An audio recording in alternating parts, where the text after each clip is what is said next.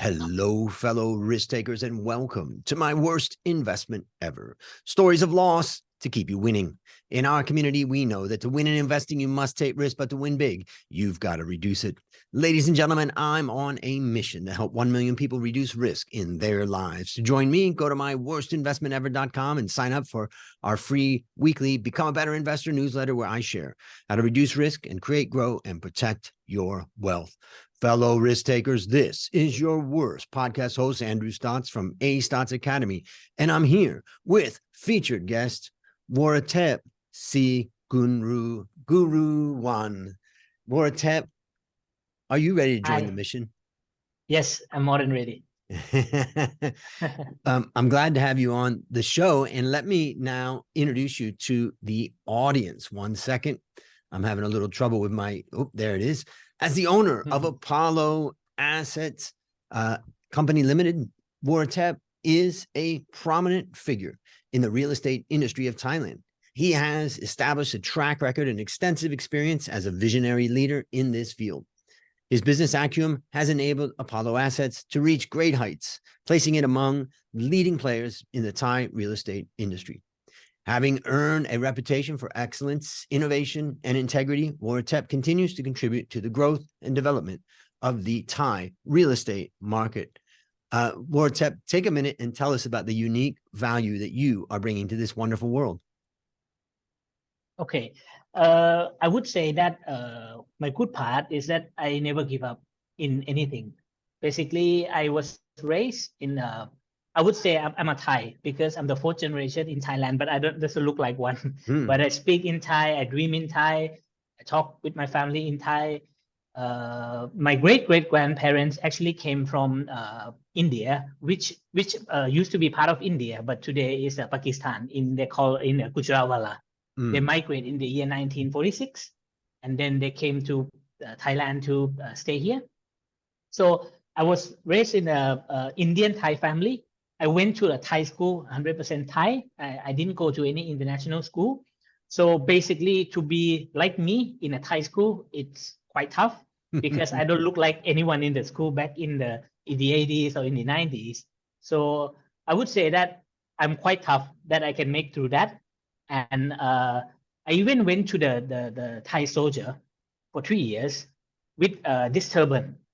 Keep my hair on, put it on the green wrap, and then join the mini soldier for 3 years, which normally it's a must in a Thai school during high school. It was a tough training, not easy for me to have this, and I make through it. So I would say that I'm tough. That's great. My good part. And that's there's a lot of adversity that we all face, particularly in our youth. I mean, when I look back at there was a kid that I used to, that was a gay kid in our high school, and I was just a dumb guy, and I just made fun of him because he was gay. And I just remember like the cruelty of being young. And later, that guy and I connected on Facebook many years later. And the first thing he said to me, he said, "You were really mean to me when I was young." And I just said to him, I said, "You're absolutely right. And I am sorry for that." And actually, we got a chance when I made a trip back to the US. I went to LA and we got together, and Jeff and I had a nice meal together. And I sincerely apologized because just, when we're young, it's just like, it's awful. And when you face, when you're different, or you look different, or you come from a different background, it's a whole challenge that, that you got to overcome. But you've overcome it to become a very, resilient guy. And to be in the Thai property industry, you've got to be pretty darn resilient, because there's a lot of ups and downs. There's a lot of competition. There's a lot of upstarts coming in. There's a lot of really powerful, huge players. I'm just curious, maybe you can just give us some picture of what does the Thai industry look like to you? How would you describe it for someone, let's say in the US, that only knows the real estate industry, let's say in the US? Okay, so basically we have a law here in Thailand that only a Thai can own lands, houses, something like that. Foreigner can own only condominiums. So for me as a Thai, I can buy a land, develop, and then sell to the third party, whether it's a Thai or a foreigner. In the condominium law,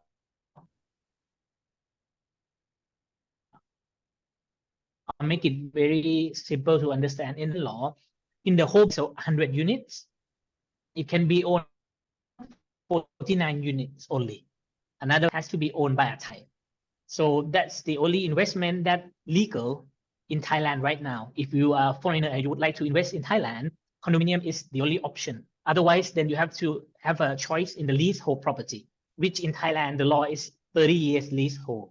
So it's a quite short period of time in terms of investment. But still, there are so many interesting projects, and they offer you 30 plus 30 or plus another 30 also. That's also another option for foreigner to come and invest here. And how do you view the Thai real estate industry nowadays? I mean, I came to Thailand in 1992, and the real estate industry was all pretty much land and houses. That was it. And then that was the big company that everybody watched. And then companies like Asian Property came up, and LPN came up, and other ones started coming up. I'm just curious, like, how would you describe what's the competitive landscape of the industry right now in Thailand? I do believe that we are quite popular with other Asian country. I would say from in India and China, the both countries, they play a major role in the tourism in our country. So by all means, if there's no COVID situation, we would expect it maybe 40 to 50 million travelers per year.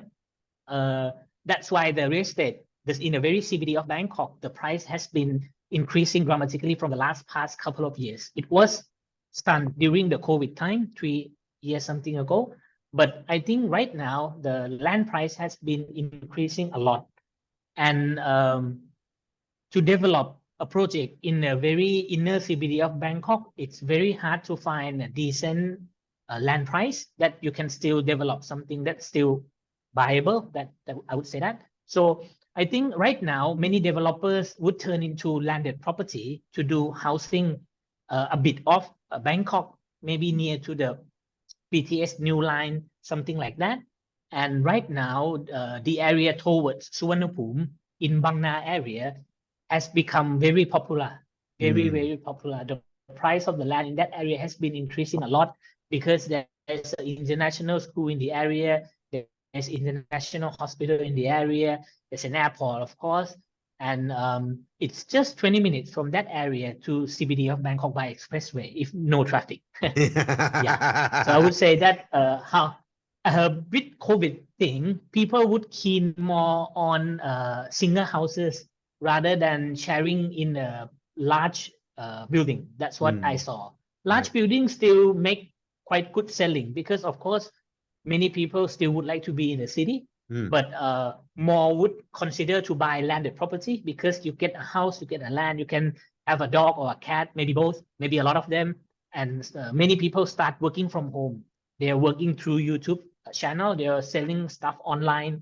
They can live on the second floor, on the ground floor, can be their own office, the studio, something like that. So we see new entrepreneur become more independent. So that's why the housing development and housing sales last year and this year has been increasing maybe 20 to 30%. Yeah. And what is the interest rate nowadays if a person is getting a loan? Let's say a Thai person goes to a Thai bank to get a loan for a house that's, you know, a moderate priced house in a suburb, let's say. What do you think that they're paying for their interest for that? Okay, maybe the listener in the US might be shocked because our interest is quite on the high side. So if you are a good client, you have a decent bank statement, you have a solid job, you get paid maybe 40, 50,000 or 60,000 a month, you might be able to achieve about 3 to 4% per annum for the first 3 years. And then after that, it depends on the promotion of each bank. If your bank statement wasn't that healthy, the loan would be somewhere between 6 to 8%. And if your statement is very not healthy, you can go to the non-bank, which will be from 10 to 12%. Right. People still take the loan. Right. Really. Even the interest is very high. Yeah. One of the things that Thailand doesn't have, just like most countries around the world, doesn't have a secondary market in mortgages. Unlike in the US, where any bank can sell its mortgages to Fannie Mae or Freddie Mac, then they don't have to worry as much about the quality of it. They can just sell it. And whereas for Thai Bank, when they put that loan on the books, it's not going to go off the books until something's Definitely. done with that particular, Yeah. borrower. So it's fascinating. Well, now it's time to share your worst investment ever. And since no one goes into their worst Okay. investment thinking it will be, tell us a bit about the circumstances leading up to it, and then tell us your story. Okay. I started my real estate business in the year 2007 as a family business. We were in a textile business for over 30 years. I have my passion with real estate since I was 14. So I was running around the construction site that my dad built a high-rise office building in the year 1994. So I only have my how can I say, my vision that one day I'm going to be a real estate developer since a kid. Apart from that, I want to be a doctor, but it didn't go through. So I'm a real estate developer. In the year 2000 and about 2016, 2017, about 10 years later, after I already built about 7 projects, 3 condominiums altogether, about 400 units, 1 high-rise hotel on Main Sukhumvit Road, 255 keys, about 16,000 square meter size on the main road. I thought that I have quite good knowledge because I've been through big projects, billions of bahts and all. I thought that I'm cool. That if any property came to me, I'm gonna be sure that it's the right one. Definitely, I saw an opportunity in Chiang Mai on the northern part of Thailand. Chiang Mai has played a big role with the Chinese tourism because it's very near for them to come. And a lot of them came to Chiang Mai to invest, buying a farm, buying a land, doing the company registration with the Thai partner to buy the land and develop houses, develop condominiums, something like that. I have an opportunity to buy 2 commercial shop houses on the main road, just 2 minutes away from Niman Hemin area. Niman Hemin area is one of the CBD in Chiang Mai. Yeah. Okay. It was a bank property. The bank that I know, they offer me. I saw the valuation price. I saw the location. I used Google Map to see everything nearby. I used my knowledge about Chiang Mai. I have a friend in Chiang Mai. I did a lot of homework, even though it's not a huge amount of money, but it's an investment. So for me, every investment has to, I did all the checklist, everything. Market valuation for that shop houses was 400,000 US dollar. 2 shop houses, about roughly 800 square meter size, the building, 4-story with a rooftop, nicely can be converted into a nice boutique hotel or maybe a nice office or a nice restaurant. The bank offered me at 300,000 US dollar. So it's 100,000 US dollar cheaper than market valuation in that time. So I told the bank that if I can get at 200,000, maybe I'm interested because it's a non-performing asset. So I just throw my number that, okay, with 200,000, I'll keep. Provide me the loan too. Okay. So, and they were laughing. And then about 2-3 months later, maybe they want to just get rid of this property. They called me up. They said that, Vorathep, we would like to offer you the property at 200,000 US dollar. You just pay us 1% at 2,000 US dollar, and we'll provide you the loan for the property for another 8 years. It seems too good to be true, the deal. Just 2,000 US dollar on day one. Then I paid to them, I think, about 2,500 US dollar with principal and interest per month, monthly, throughout the contract. Wow, it's a good deal. I can just maybe put the sign on the building and I can get maybe 1,500 US dollar per month as an advertisement board. Yeah. On the building itself, I can rent out to anyone getting maybe 2,500 US dollar per month. So my cash flow would be somewhere between 4,000 US dollar per month. Pay to the bank 2,500. I have 1,500 US dollar every month. So it's a very good deal. Yep. I did all the calculation, I did everything. Then I proceed in acquiring the property with paying only 2,000 US dollar. Okay. So in the year 2000, since the year 2017, for 6 months, I put a sign for rent, for sale, for advertisement, for anything. Maybe about 2 people call per month, something like that. So it surprised me because I'm on a very decent location. I'm Yep. on a, how can I say, nearby me is also a bank. There are shops, there are hotels and all, university in the right location. Something must be wrong with the building. This is the only property in my life that I bought and I didn't even go to see. Mm.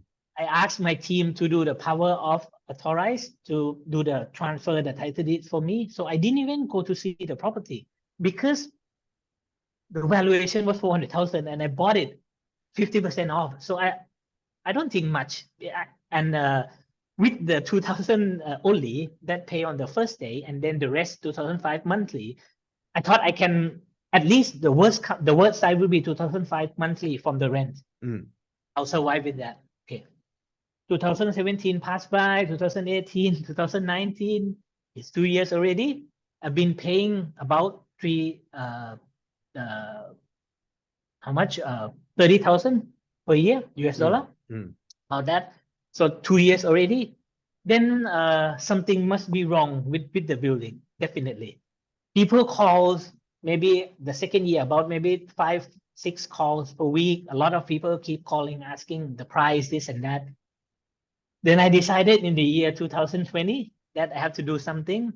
If it was about COVID hit us in we closed the airport in March, I think 2020, if I don't miss remembering. I went to Chiang Mai in Jan 2020. Yeah. Then I went to the building, and now I understand why. We were on the intersection, of the red light, green light intersection. Very fast car drive by the building. Nobody gonna see the building. Whatever sign I put on the building, nobody would see. The person who sees is the one across the road. That's all. Nobody sees me. I don't have any car park in front of my building because they don't allow to park the car in front. Building is old. It's okay. I know that they want because I saw the picture inside. But when I walk inside the building, it's 100 times worse than the picture I saw from the bank. I didn't know that the bank would use the picture maybe 20 years ago or something like that. I don't know. But to me, I didn't look much because I know I have to do the renovation anyway. But it was worse than that. We don't even have the floor inside the building. It's a 4-story. One side has a floor. The other side doesn't have even a floor. Everything broke down. It was a nightmare, the building. Okay, now I understand why that is still here. People came to have a look. I left the key with the person nearby to show them, and everybody ran away from the building. Now I understand why. Okay. So I have to decide what I'm going to do. I have to do the renovation to do something with it, or I have to cut and then lose it because I have a bad feeling that it will be here with me in a long time. Then March came, COVID came. It hit us in the real estate market badly. Yeah. Everything that hasn't performed rental is a very bad situation. Everything that perform rental, not paying rental also. People used to pay rent at maybe, let's say 100. They would pay maybe 20, 30, 40 because they lost their job. Yep. They lose many things. They have to continue life. They cannot do anything, cannot go out to work. So in the year 2021, I have decided to get loose of this thing. I don't want to pay 2005 to the bank anymore. So I flew there. I went to the building next door, the owner. I went to talk to them, both mother and son. Told them that, look, I bought the building at this price. It's been with me since 2017. You saw it. You call me to cut some trees. You call me when there's noise, cracking, whatever it is. I really don't know what to do with the building. I'm in Bangkok. I don't know what to do there. So would you like to buy it? He said, okay, of course. They own about 10 buildings nearby. They don't mind acquiring this one. They pay me 150,000 US dollar for the building. So I told them that, you know, my buying price. I'm here to ask for 250,000 US dollar. You know, the market value. I know, you know, my buying price, but I have to get something, you know, and I've been paying interest. I've been carrying whatever it is. Anyhow, they said that, look, I'll give you the price you bought at 200,000. I said, look, I need another 20,000 US dollar. They asked me why. I said, at least I have a feeling that I did lose.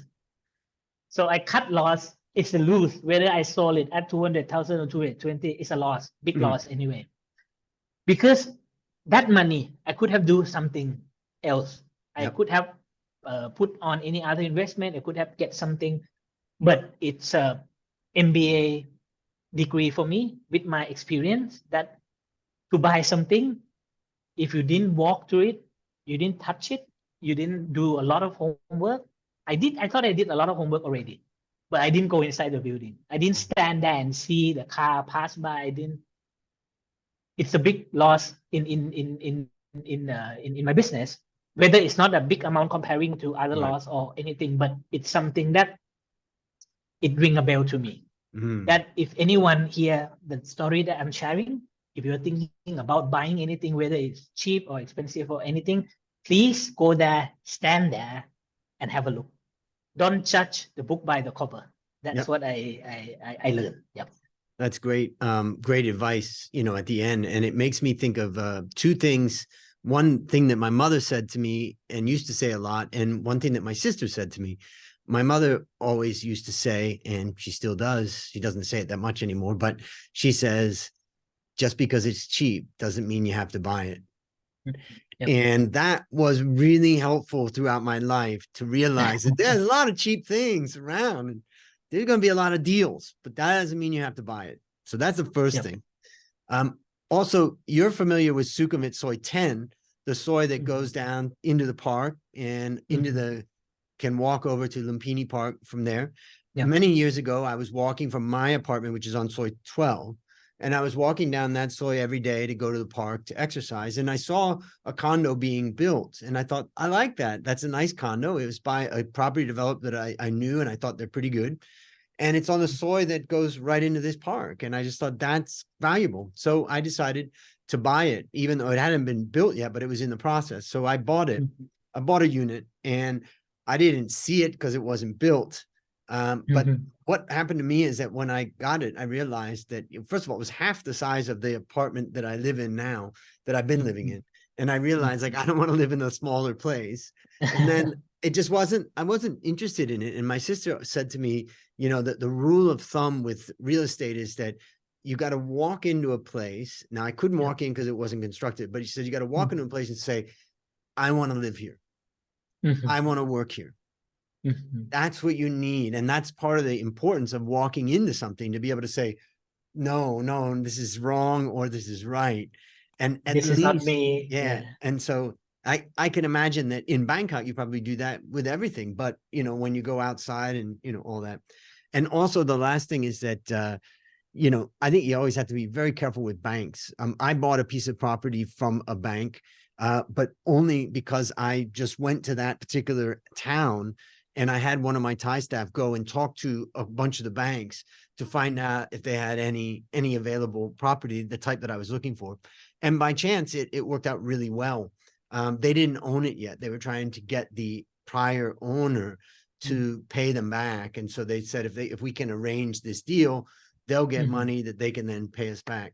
So, but generally, you know, banks can be pretty savvy when it comes to property.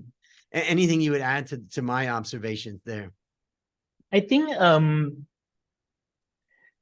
it's not bank's business, if you ask me. The bank's business is to make money out of interest.